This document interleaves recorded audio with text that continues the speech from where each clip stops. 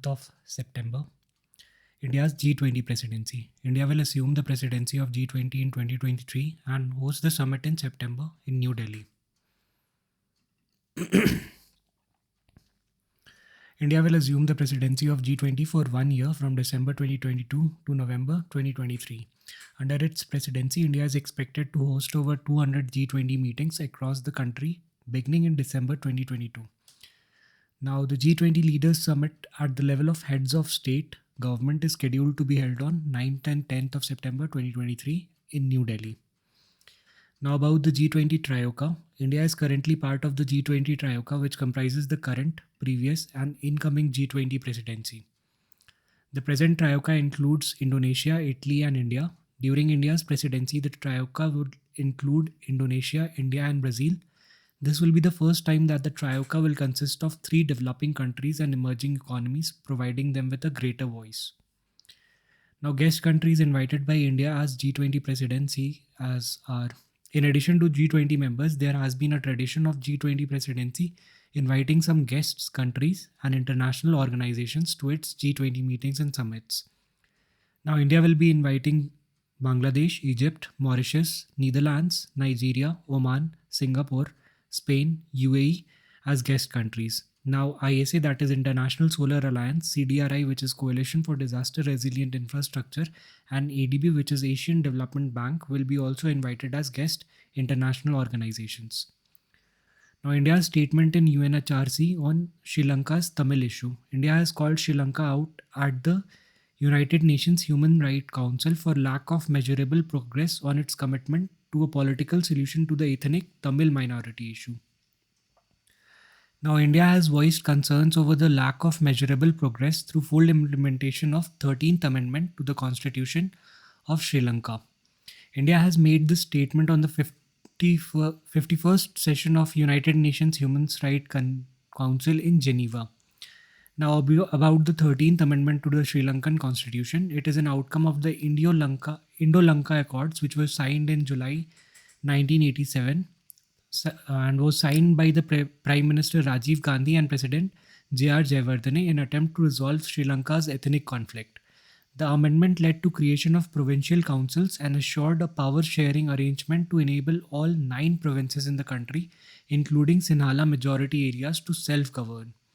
Subjects such as education, health, agriculture, housing, land, and police are devolved to the provincial administrations, but because of restriction on financial powers and overriding powers given to the president, the provincial administration has not made much headway. Now, significance of the India's statement is, India's statements come ahead of the resolution on Sri Lanka that will likely face a vote at UNHRC. Since 2009, India has voted thrice in favor of UN resolution on Sri Lanka. 2 were critical and abstained twice in 2014 and 21. India has consistently underscored the need for a political settlement within the framework of a united Sri Lanka, ensuring justice, peace, equality, dignity for Tamils of Sri Lanka.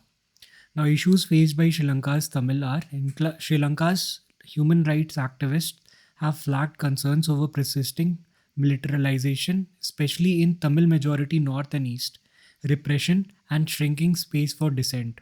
In the latest report on Sri Lanka, the UN Human Rights Chief said that embedded impunity from past and present human rights abuses, economic crimes, and corruption were among the underlying factors that led to the country's devastating economic crisis.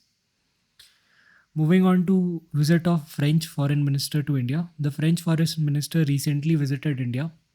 Key highlights from her visit are, on Indo-Pacific, India and France have agreed to work out towards the establishment of Indo-Pacific trilateral framework. As part of this, they will hold separate trilateral ministerial meetings with Australia and UAE, that is United Arab Emirates.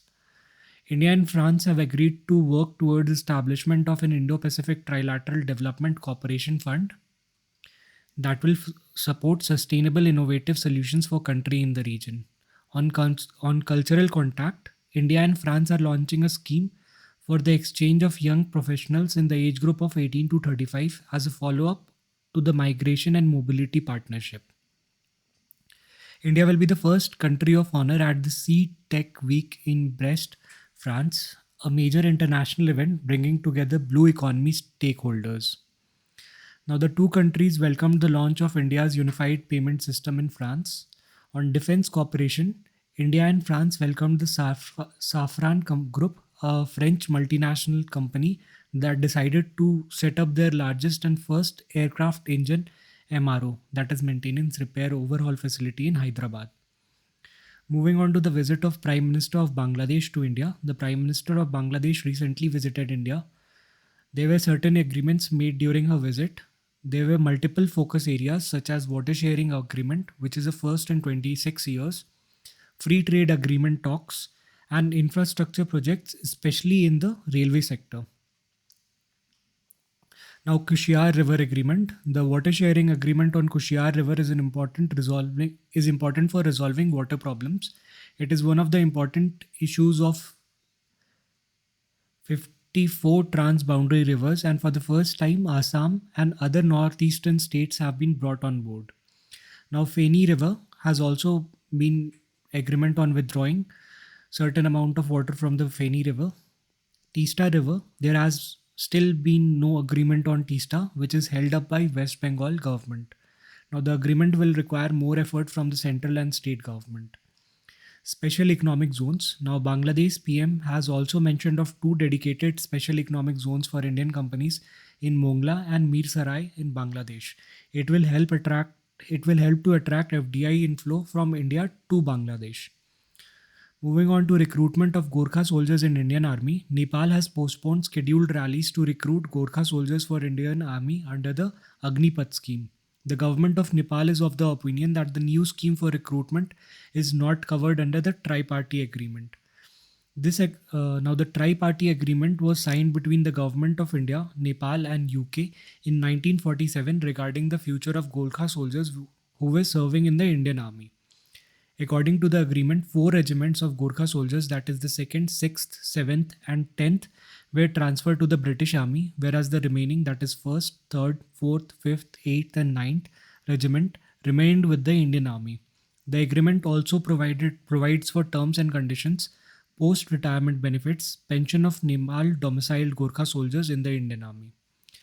Now, relationship between India and Nepalese Gorkha. The Gorkha soldiers from Nepal served side by side with Gorkha soldiers who are born and brought up in India and are not considered mercenaries. The Geneva Convention of 1949 defines mercenaries. It says soldiers serving in sovereign armies are not considered mercenaries.